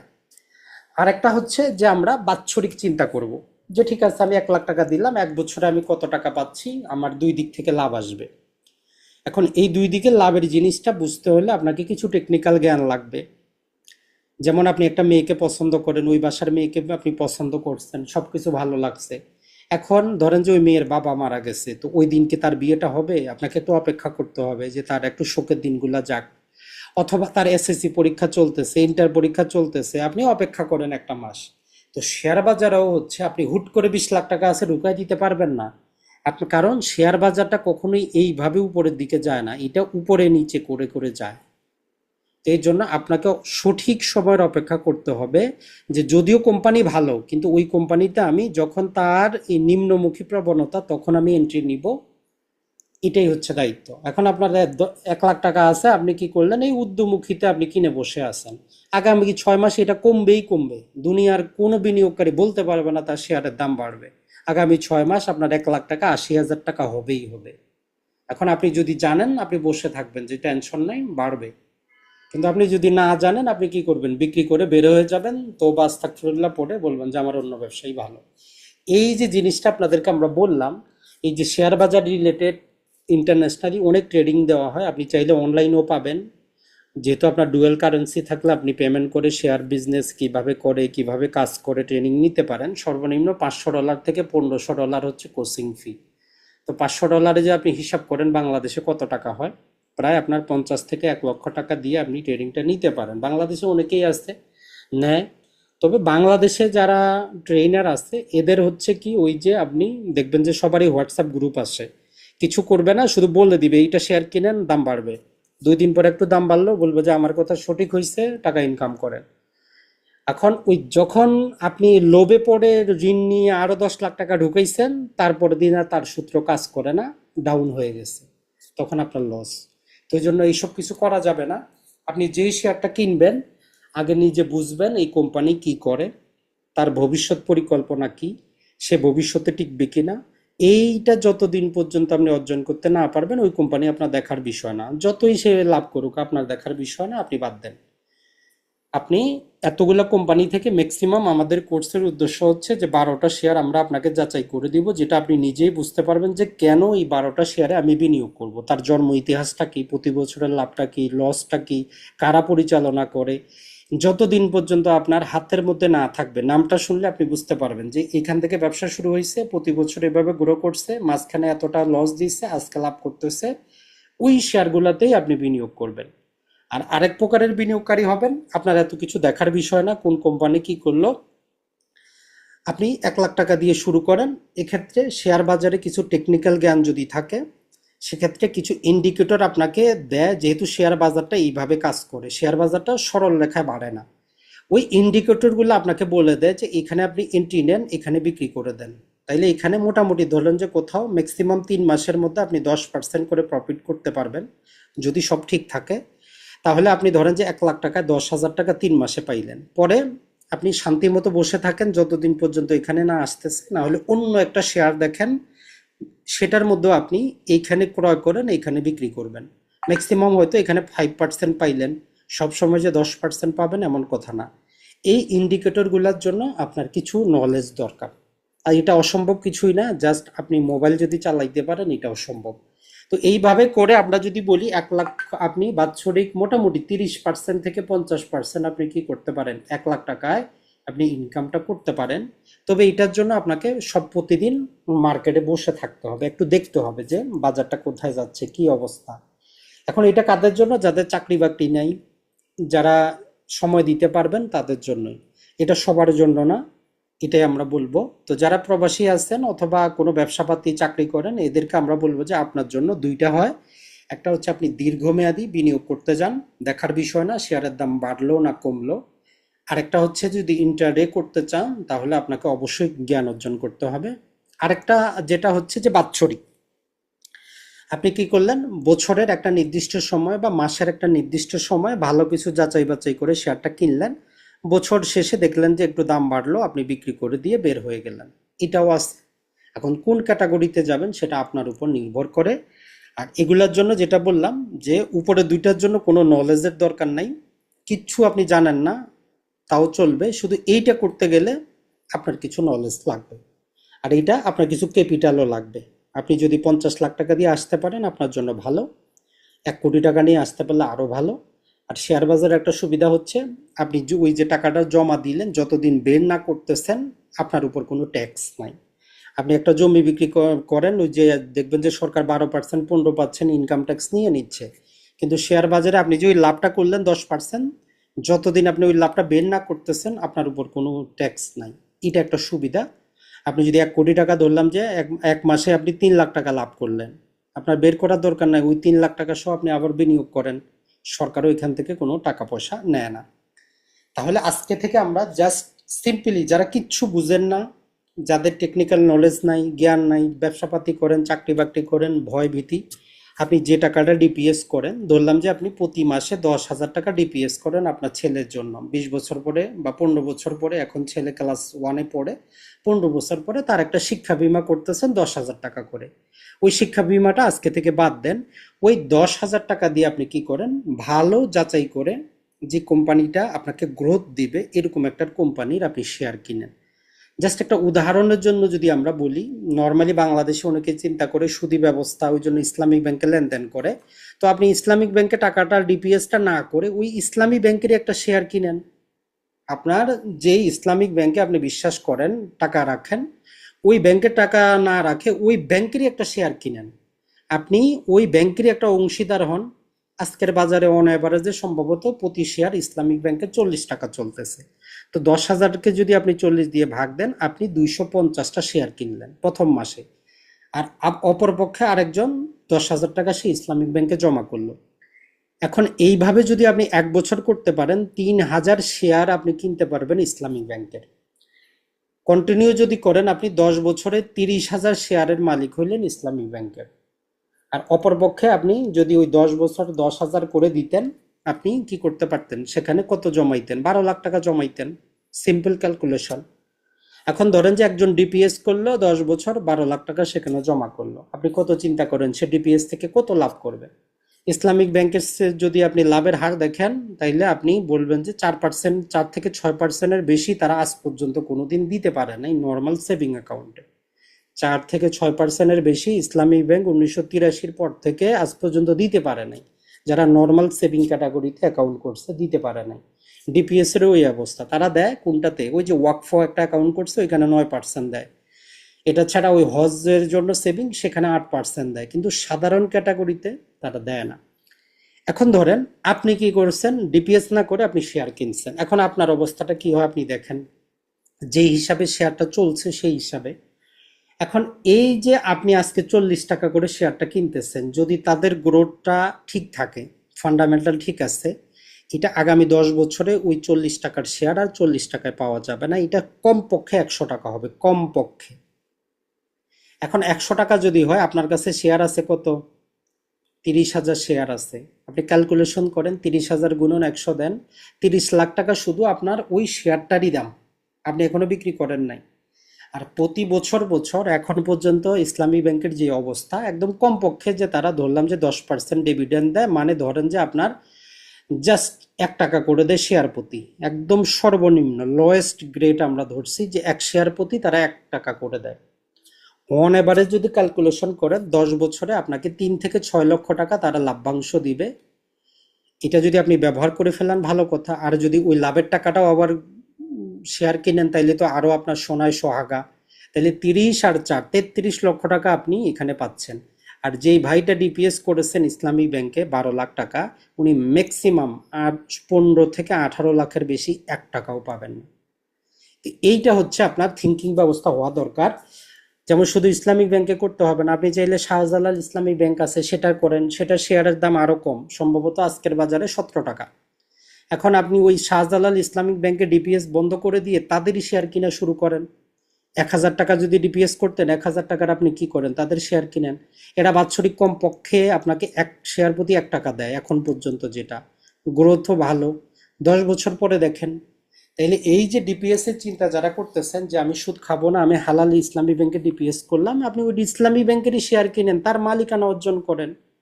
আমাদের দেশে আমরা চিন্তা করি যে শেয়ার ব্যবসা, ব্যবসা না, আপনি চিন্তা করেন যে আপনি ইসলামিক ব্যাংকের মালিকানা অর্জন করতেছেন, মালিকের যে অধিকার আপনারও সেই অধিকার, প্রতি বছর একবার করে এসডিএম হয়, আপনি সেখানে এন্ট্রি নিতে পারবেন, মালিকও মালিক আপনিও মালিক। আমি আর আপনার যদি পার্টনারশিপে ব্যবসা করি, আপনি যদি 100 টাকা 90 টাকার মালিক হন, আমি 10 টাকার মালিক, তাও আমি তো মালিক, আপনার পাশে আমি সিট পাবো। কিন্তু আমি যদি ওইখানে আপনার কাজ করি, আমি কর্মচারী, যত বেতনই আমি পাই আমি কর্মচারী। এই চিন্তাটা মাথায় যদি কেউ একবার আনতে পারেন, তাহলে আপনি বলবেন যে আজকে থেকে আমি ডিপিএস বন্ধ করে দিলাম, যেই ব্যাংকে আমি ডিপিএস করতাম ওই ব্যাংকে আমি ডিপিএস করি, অন্যটা আপনি ভুলে যান। তাহলে আজকে থেকে এই বিশ্বাস যদি আপনার থাকে যে ইসলামী ব্যাংকে আপনার টাকা মাইর যাবে না, ওই জন্য আপনি ডিপিএস করছেন, তাহলে আপনি ওই ব্যাংকটাও চলবে এই বিশ্বাস আপনার অটোমেটিক আছে, তাহলে ওই ব্যাংকেরই আপনি শেয়ার কিনেন, ঝামেলা শেষ। অন্তত দুইটা তো অন্তত ভালো ইসলামিক ব্যাংক বাংলাদেশে কর্মক্ষম আছে, একটা হচ্ছে ইসলামিক ব্যাংক আর একটা হচ্ছে শাহজালাল ইসলামিক ব্যাংক। তো এই জন্য যারা ভিডিওটা দেখতেছেন, যারা আমাদের কোর্সও আসবেন না, কিছু করবেন না, এই থিওরিটা কাজে লাগান। আশা করি যে আপনার জীবনটা বদলে যাবে, চিন্তাধারা বদলে যাবে। সর্বশেষ বলে দেই যে যারা বলে যে শেয়ার বাজারে লস হয়, চিন্তা করেন 2013 সালে সরকার কোটি টাকা খরচ করে একটা ইন্ডিকেটর লাগাইছে আমেরিকার কোম্পানির মাধ্যমে, যে যত শেয়ারের কোম্পানি আছে এগুলো একটা ভ্যালুয়েশন করে একটা ইন্ডিকেটর দিছে, যার ভ্যালু রাখছে তারা 4,500। এটা কি, এটা এখন আপনার বোঝার দরকার নাই, ধরেন এইটা হচ্ছে ইন্ডেক্স। এখন আজকে 25 সালে এই ইন্ডেক্সটা যত কমে যাক, কমে যাওয়ার পরে দেখেন যে 5,115। এখন কমলো না বাড়লো? যদি শেয়ার বাজারে আপনি লসই করতো, তো এই সীমাটা অবশ্যই, এটা বেসিক নলেজ আপনার আছে যে 4,500 থেকে কমে আসতো। এটা যদি শেয়ার বাজার এতই লস দিত, তাহলে এটা 5,000-এর উপরে গেল কি করে? এটা আপনি কোথায় পাবেন? আপনি গুগলে যান, যাওয়ার পরে আপনি ডিএসসির ওয়েবসাইট সার্চ করেন, ডিএসসি বিডি আপনি লিখেন, আপনার জন্য ওয়েবসাইটটা চলে আসবে, ডিএসসি বিডি। বাংলাদেশের বাইরে থেকে যে কোনো বাংলাদেশি ওয়েবসাইট চাবেন, সামনে শুধু বিডি লাগাবেন, চলে আসবে। এখন দেখেন যে এই যে ঢাকা স্টক এক্সচেঞ্জ, দেখেন আপনার এখানে এই যে ডিএক্স এক্স ইন্ডেক্স, এক্স মানে হচ্ছে যত কোম্পানি আছে সবার ইন্ডেক্সে কত আছে দেখেন, 5,115। তাহলে যে যতই বলুক, যে পত্রিকা যতই বলে দিচ্ছে যে শেয়ার বাজার পড়ে যাচ্ছে, মরে যাচ্ছে, কিছুই হচ্ছে না। দিন শেষে 2013 সাল থেকে আপনি দেখলেন যে 4,500-এর ইন্ডেক্সটা বাড়ছেই বাড়ছে। হ্যাঁ, মাঝখানে 7,000 টাকাও গেছিল, একটু কমছে, কিন্তু মূল 13 সালের চাইতে তো কমে নাই। এখন আপনি যদি একদম মেচিউর ভালো কোম্পানিতে যদি বিনিয়োগ করেন, আপনার টাকা কমার কোনো যুক্তিই নাই। নিজের প্রমাণ আপনি নিজে ক্যালকুলেশন করেন, আর কারো কাছে যাওয়ার দরকার নাই।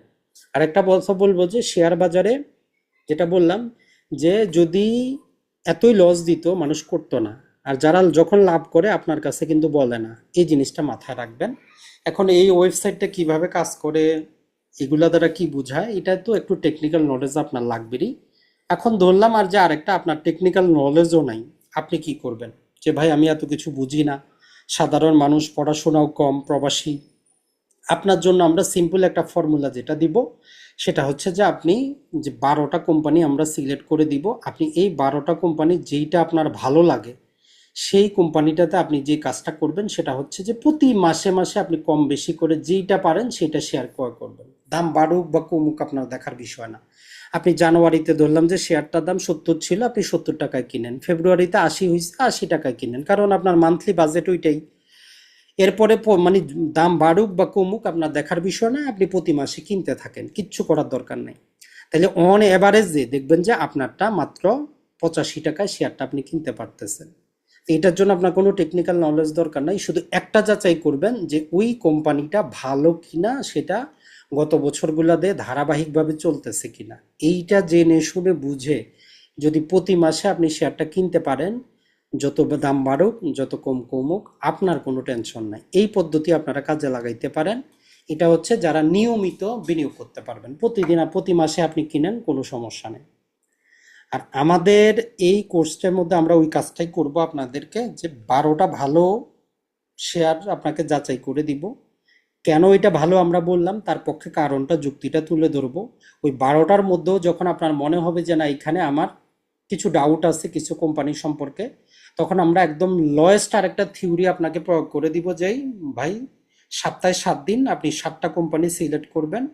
ধরেন যে আপনি প্রতিদিন একটা কোম্পানি শেয়ার কিনতেছেন, একটা করে ক্রয় করেন। এটাই সবচেয়ে বড় সুবিধা, কোনো মিনিমাম ম্যাক্সিমাম কিছুই নেই।